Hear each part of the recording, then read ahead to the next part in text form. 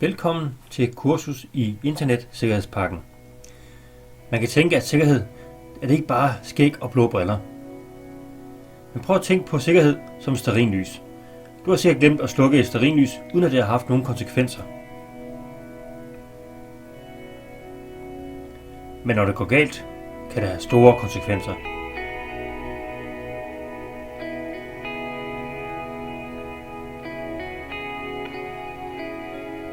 Derfor er det meget vigtigt, at du overholder sikkerheden, for ellers risikerer du at udsætte dig selv og din enhed for trusler.